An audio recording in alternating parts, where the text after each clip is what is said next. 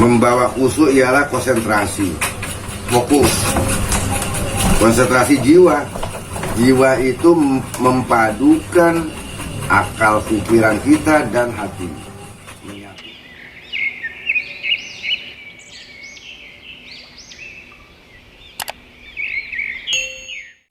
Bismillah, alhamdulillah, wassalatu wassalamu ala rasulillah sayyidina maulana Muhammad bin Abdullah wa ala alihi wa sahbihi wa man asyara wa wala.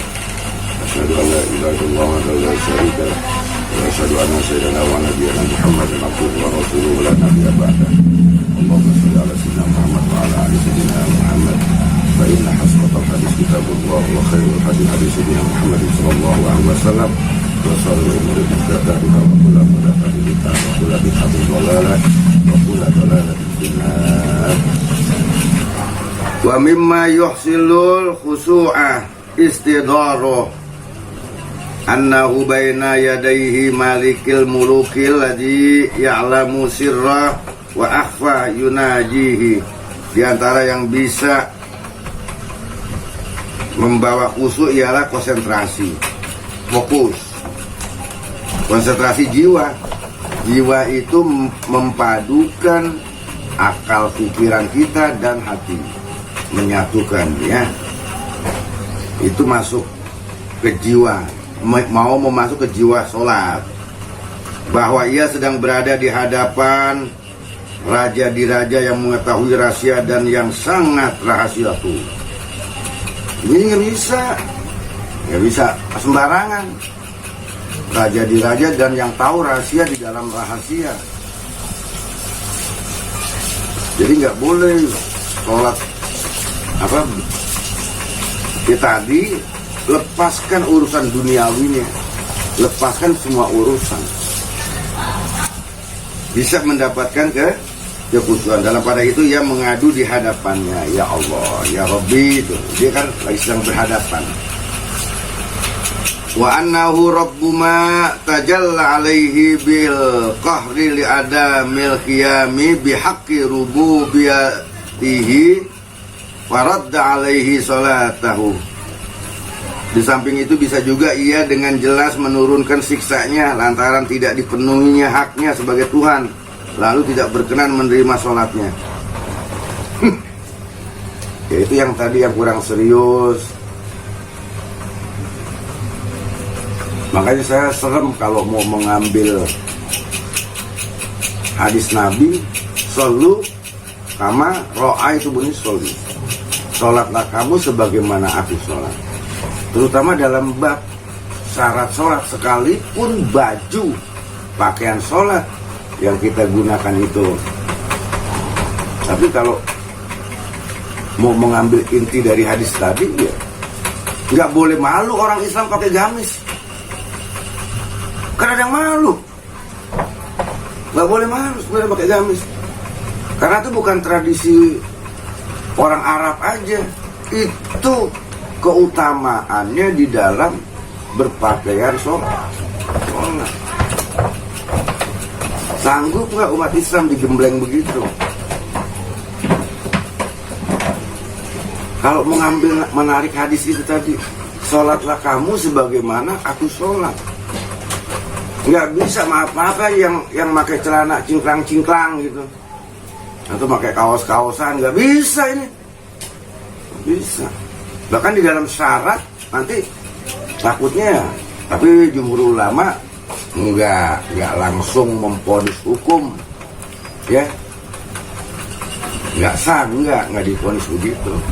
Kemungkinan bisa jadi hukumnya yang pakai yang cingkrang-cingkrang itu makruh. Makruh. Jadi masih mending tradisi Jawa, pakai sarung, pakai baju sorjan, ya kan? Dia pakai belangkon. Enggak kan pakai belangkon. Ya serem tuh kalau ngambil gitu, ya. Takut tuh kalau tidak memperkenankan dan tidak menerima sholatnya, gimana? Yang sholat aja nggak diterima, apalagi yang nggak sholat. Jawab yang nggak sholat, udah sekali hari gue nggak sholat. Yang sholatnya nggak diterima nih. Serem tuh nanti ada iblis-iblis, akal-akal iblis bicara begitu, serem. Ya. Hati-hati nih nanti nih proses akal. Waqala Syahidil Kutubul Arfu Billah Muhammadun Bakriyun radhiyallahu anhu. Inna mimma yurisul khusu'a ita'latahur ruku'i wa sujudi. Berkata bagindaku Al-Qut bil Aribillah Muhammad Al-Bakri, sebenarnya di antara faktor pembawa khusyuk adalah memperpanjang ruku dan sujud. Nah, itu pendapat Aribillah yang satu, rukunya lamain sedikit, panjangin, sujudnya juga panjangin sedikit, jangan terburu-buru. Ya macam-macam lah ya jiwa manusia. Tapi nggak boleh main salah-salahan nih, nggak boleh. Asal tahu syarat dan rukun sholat aja. Dari mulai berwudu, airnya, pakaiannya, kita nggak juga nyala-nyalain, nggak boleh. Yang salah cingklang-cingklong itu nggak boleh juga di mau sholat, ya, jangan. Tapi kalau menaik hadis tadi, nah itu yang serem. Berpakaian yang rapi, ya boleh. Karena nanti rahasia sholat itu ya, rahasia. Hanya Allah yang tahu nanti. Wa tadabburu qiraatin ayata kullu ma'aniha qala ta'ala. Tuh firman Allah, sunnah dalam sholat mencamkan makna bacaan-bacaan sholat, ya, arti-artinya, ya, makna-maknanya. Allah berfirman yang artinya tuh apa? Afala yatadabbarunal Qur'an wali anna bihi yakmulu maksudul khusyuk. Adakah mereka tidak mencamkan Al-Quran? Nah ini baru standar maknanya. Maksudnya Bismillahirrahmanirrahim. Allah Maha Pengasih, Maha Penyayang. Tuh, mencamkannya begitu, ya. Maknanya kita paham. Tapi lebih dari itu nanti, ya. Lebih dalam daripada bukan hanya mencamkannya, ya. Menghayatinya nanti bacaan Al-Quran yang di waktu kita sholat. Jadi minimal ya kita mengerti artinya, arti bacaan yang kita baca, ya.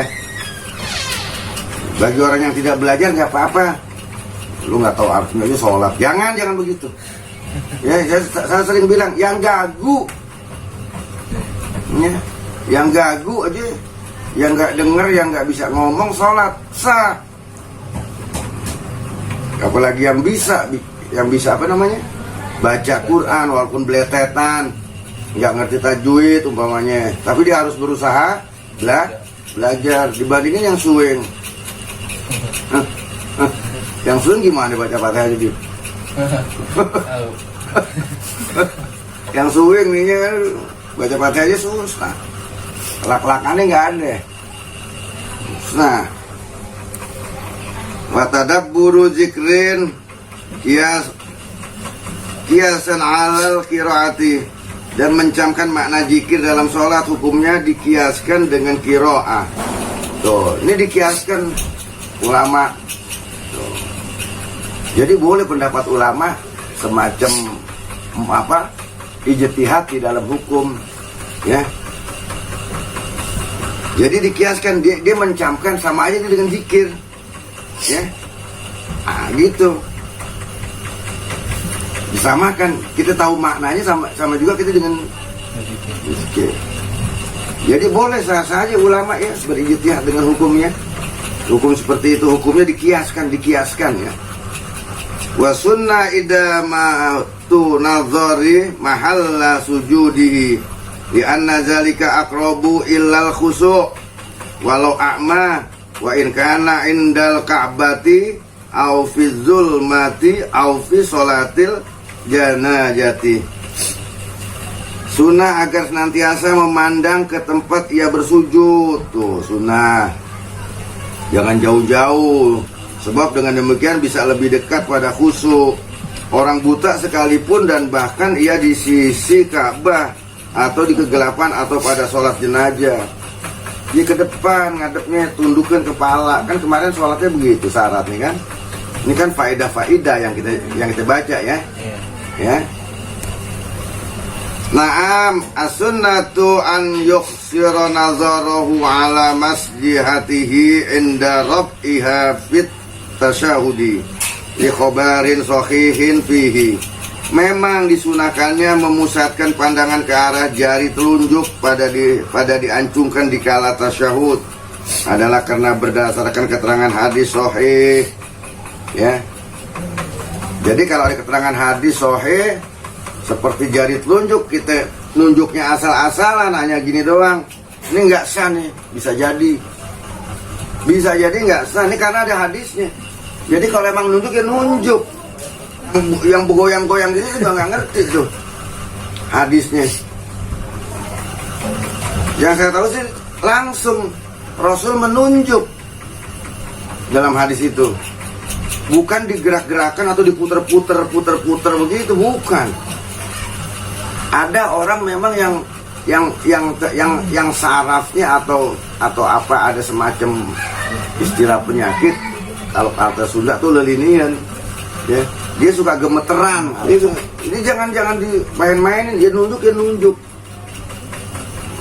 Jadi kalau memang tasyahudnya jari telunjuknya nggak dibuka, tadi kemarin sesuai dengan syarat kan, jarinya terus ibu jari telunjuk ke diluruskan sama lu sejajar dengan lutut nih, bukan begini, bukan berlebihan begini, ini sejajar dengan lutut, bukan begini, jadi nunjuk tuh. Takutnya syarat itu karena itu tadi keterangan hadis sahih. Yep. Pada diacungkan di kala tasyahud, telunjuknya diacungkan. Tuh diacungkan. Lihat bahasanya, diacungkan. Ini diacungkan, bukan begini. Ini karena nggak belajar tadi, nggak belajar Fathul Mu'in. Tapi kalau belajar Fathul Mu'in jaringnya disuruh begitu. Ya, kelingking, jari manis, jari tengah, ibu jari tuh. Terus diacungkan telunjuknya, jadi nggak males-malesan, ini sejajar sama lutut.